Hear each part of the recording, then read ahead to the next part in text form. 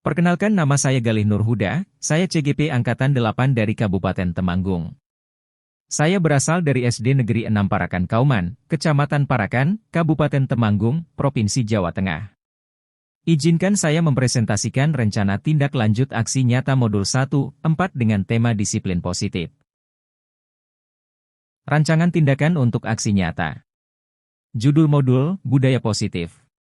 Nama peserta, Galih Nurhuda. Latar belakang, disiplin positif merupakan pendekatan yang bertujuan untuk membangun hubungan yang sehat antara guru dan siswa serta mengembangkan keterampilan perilaku yang baik pada siswa. Hal ini mendorong penggunaan strategi yang lebih inklusif, berfokus pada penguatan positif, dan pengajaran langsung tentang etika dan tanggung jawab. Dalam beberapa kasus, pendekatan disiplin tradisional yang berpusat pada hukuman dan penghukuman dapat berdampak negatif pada perkembangan siswa dan hubungan di sekolah. Oleh itu, diperlukan implementasi disiplin positif untuk menciptakan lingkungan belajar yang aman, mendukung, dan membangun karakter siswa secara positif. Tujuan 1. Membangun hubungan yang positif antara guru dan siswa. 2. Mengembangkan keterampilan perilaku yang baik pada siswa. 3. Menciptakan lingkungan belajar yang aman, mendukung, dan inklusif. 4. Mendorong tanggung jawab pribadi dan sosial siswa. 5. Mengurangi insiden perilaku negatif di sekolah. 6. Meningkatkan partisipasi siswa dalam proses pembelajaran. Tolok ukur. 1. Tingkat kehadiran siswa yang lebih baik. 2. Pengurangan insiden pelanggaran disiplin dan perilaku negatif. 3. Meningkatnya partisipasi siswa dalam kegiatan ekstrakurikuler dan kelas. 4. Peningkatan keterampilan sosial dan emosional siswa. 5. Meningkatnya kepuasan siswa terhadap lingkungan sekolah. 6. Evaluasi umpan balik dari guru, siswa, dan orang tua tentang perubahan positif yang terjadi. Rancangan tindakan. 1. Pelatihan dan pengembangan guru. A. Mengadakan pelatihan intensif tentang pendekatan disiplin positif dan strategi yang terkait. B. Meningkatkan kesadaran guru tentang pentingnya hubungan yang positif dan penggunaan penguatan positif dalam mengelola perilaku siswa. C. Mengajarkan strategi komunikasi yang efektif dan pengelolaan kelas yang inklusif. Rancangan tindakan. 2. Penerapan rencana disiplin positif. A. Membuat rencana disiplin positif yang jelas dan komprehensif, mencakup harapan perilaku yang diinginkan, konsekuensi yang sesuai, dan penguatan positif. B. Melibatkan siswa dalam proses pembuatan dan peninjauan disiplin tersebut. C. Menyediakan salinan rencana disiplin kepada guru, siswa, dan orang tua. Rancangan tindakan. 3. Pembangunan keterampilan sosial dan emosional siswa. A. Mengintegrasikan program pengembangan keterampilan sosial dan emosional dalam kurikulum. B. Mengadakan kegiatan dan proyek kolaboratif yang mempromosikan kerjasama, empati, dan resolusi konflik yang sehat. C. Menyediakan bimbingan dan dukungan individual untuk siswa yang membutuhkan. Rancangan tindakan. 4. Penguatan positif. A. Menggunakan penguatan positif secara konsisten dalam memberikan apresiasi dan pengakuan kepada siswa atas prestasi dan perilaku yang baik. B.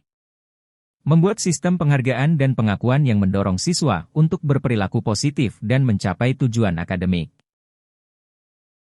Rancangan tindakan. 5. Partisipasi orang tua. A. Melibatkan orang tua dalam proses pembentukan kebijakan dan program disiplin positif di sekolah. B. Mengadakan pertemuan dan lokakarya bagi orang tua untuk memperoleh pemahaman tentang pendekatan disiplin positif dan bagaimana mereka dapat mendukungnya di rumah. Rancangan tindakan. 6. Evaluasi dan pemantauan. A. Melakukan evaluasi rutin terhadap efektivitas implementasi disiplin positif. B. Mengumpulkan data tentang insiden perilaku negatif, kehadiran siswa, partisipasi siswa, dan umpan balik dari guru, siswa, dan orang tua. C.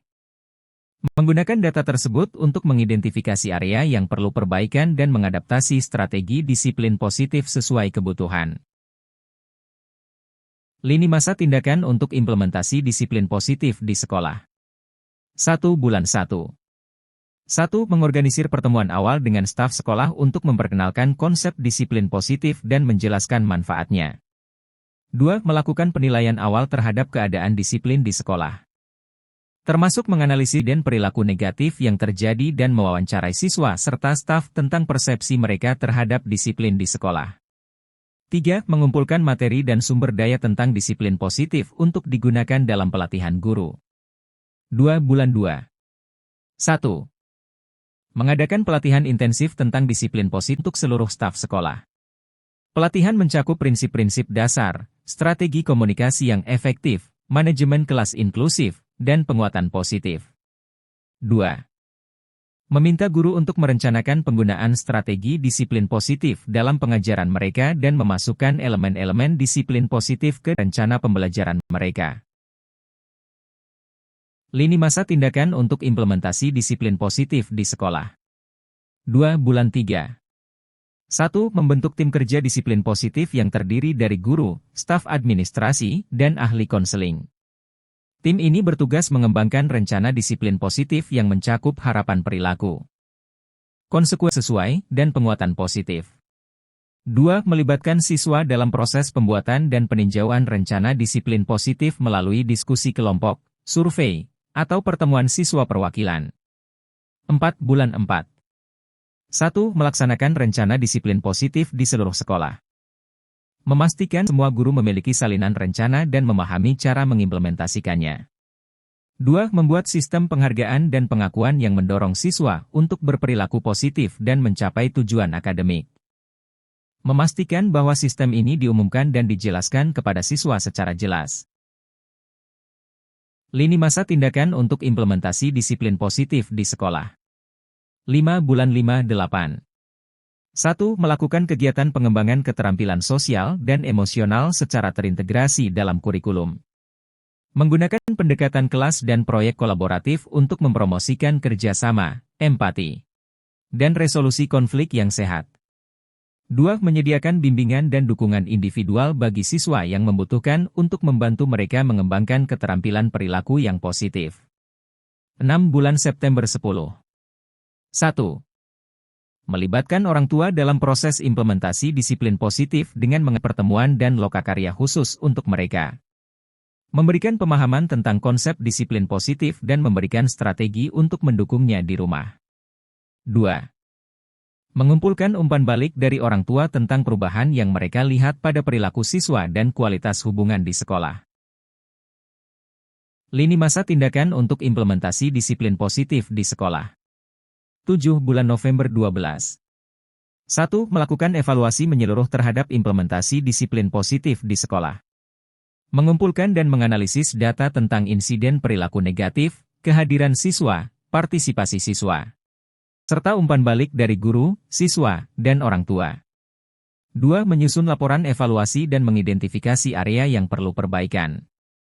Mengadakan pertemuan dengan tim kerja dan staf sekolah untuk membahas hasil evaluasi dan membuat perencanaan untuk tahun berikutnya.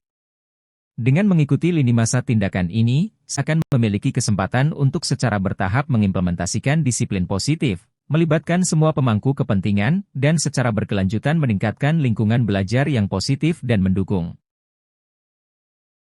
Dukungan yang dibutuhkan untuk implementasi disiplin positif di sekolah. 1. Dukungan kepemimpinan. A. Penting untuk memiliki dukungan dan komitmen yang kuat dari kepala sekolah dan staf administrasi dalam melaksanakan disiplin positif. Kepemimpinan yang jelas dan aktif dalam mendukung implementasi akan memberikan contoh yang baik seluruh staf. 2. Pelatihan dan pembinaan kontinu. A. Guru dan staf sekolah perlu mendapatkan pelatihan yang komprehensif tentang prinsip-prinsip dan strategi disiplin positif. Pelatihan tersebut dapat mencakup teknik komunikasi yang efektif, manajemen kelas inklusif, dan penguatan positif. Selain itu, penting juga untuk menyediakan pembinaan dan dukungan kontinu kepada guru untuk membantu mereka menerapkan praktik disiplin positif dengan efektif.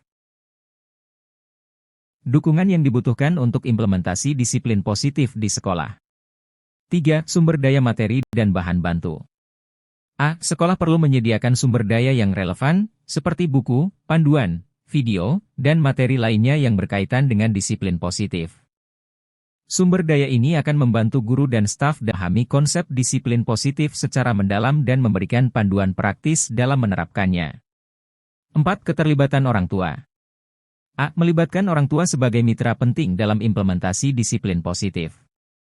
Sekolah dapat mengadakan pertemuan rutin, lokakarya, atau sesi informasi khusus untuk orang tua di mana mereka dapat memperoleh pemahaman tentang pendekatan disiplin positif dan bagaimana mereka dapat mendukungnya di rumah. Dukungan yang dibutuhkan untuk implementasi disiplin positif di sekolah. 5. Kerjasama dengan komunitas. A. Dukungan dari komunitas lebih luas juga dapat sangat berarti. Sekolah dapat menjalin kemitraan dengan lembaga dan organisasi lokal yang mendukung pendekatan disiplin positif. Seperti lembaga konseling, pengembangan anak, atau organisasi non-pemerintah yang fokus pada kesejahteraan anak. 6. Evaluasi dan umpan balik. A. Melakukan evaluasi secara berkala terhadap implementasi disiplin positif dan mengumpulkan umpan balik dari berbagai pemangku kepentingan, termasuk guru, siswa, orang tua, dan sekolah. Evaluasi ini akan membantu dalam mengidentifikasi keberhasilan dan tantangan yang dihadapi serta memberikan dasar untuk melakukan perbaikan dan penyesuaian ke depannya. Dukungan yang dibutuhkan untuk implementasi disiplin positif di sekolah. 7. Pemantauan dan perbaikan berkelanjutan. A. Penting untuk memiliki mekanisme pemantauan yang terus-menerus terhadap implementasi disiplin positif. Hal ini memungkinkan sekolah untuk mengidentifikasi area yang perlu perbaikan dan mengambil tindakan aktif yang sesuai. Selain itu, fleksibilitas dan kemampuan untuk menyesuaikan strategi disiplin positif dengan kebutuhan dan dinamika sekolah juga sangat penting. Sekian dan terima kasih. Salam guru penggerak. Tergerak, bergerak, dan menggerakkan.